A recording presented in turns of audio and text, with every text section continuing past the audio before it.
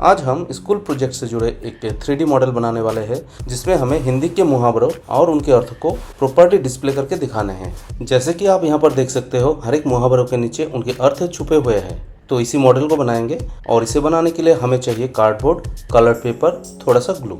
सबसे पहले बड़े वाले कार्डबोर्ड को सर्कुलर शेप में काट लेना है। इसके लिए एक प्लेट या छोटी सी थाली की मदद से पहले सर्कल बना लेंगे कार्डबोर्ड के ऊपर और फिर इस तरह से काट लेंगे। तो यहाँ मैंने कार्डबोर्ड को सर्कुलर शेप में काट लिया है पहले। अब मैं इस पतले वाले कार्डबोर्ड को भी थोड़ा साइड से काट लूँगा, कुछ इस तरह से।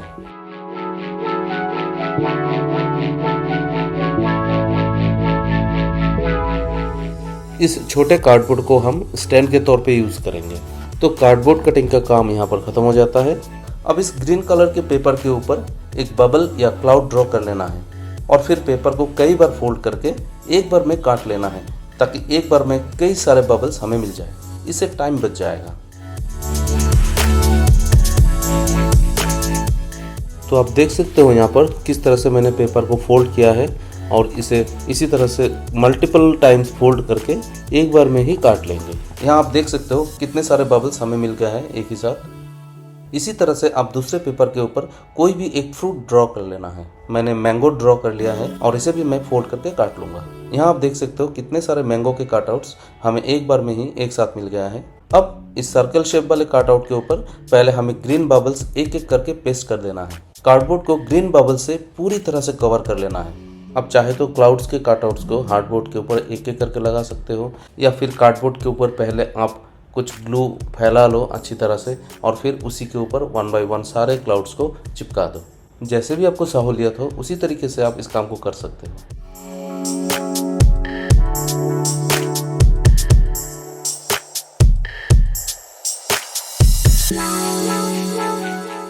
तो यहाँ आप देख सकते हो मैंने सारे कटआउट्स को सर्कुलर शेप के कार्डबोर्ड के ऊपर अच्छी तरह से फैला लिया है ताकि कार्डबोर्ड दिखाई ना दे और ये देखने में कुछ इस तरह से लगेंगे। अब इन आम के अलग अलग कटआउट्स के ऊपर अलग अलग मुहावरे लिख लेना है पहले, जैसा कि मैंने यहाँ पर लिखा है।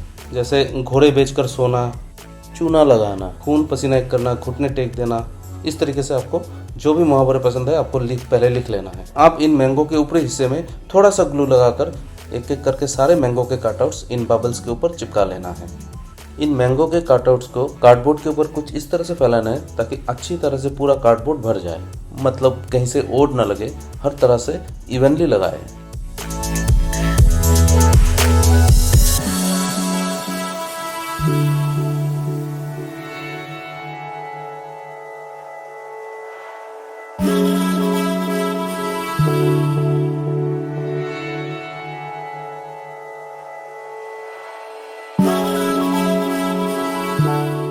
तो मैंने सारे आम के कटआउट्स को पेस्ट कर दिया है जिनके ऊपर मुहावरा लिखे हुए हैं।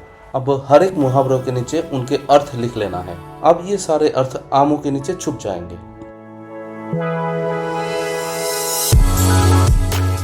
तो आप देख सकते हो किस तरह से मुहावरों के अर्थ उनके नीचे छुप गए हैं। अब छोटे वाले कार्डबोर्ड के टुकड़े को हम थोड़ा डेकोरेट कर लेंगे और इसे डेकोरेट करने के लिए मेरे पास जो कलर्ड पेपर के टुकड़े बचे हुए थे उन्हीं का इस्तेमाल करने वाला हूँ। यहाँ पर मैं ग्रीन कलर के पेपर्स को लूँगा। इन कागज़ के टुकड़ों को कार्डबोर्ड के ऊपर चिपकाने के बाद इन्हें साइड से काट करके बराबर कर लेंगे। अब इस छोटे से कार्डबोर्ड के टुकड़े को हम बड़े वाले कार्डबोर्ड के पीछे की तरफ चिपका देंगे।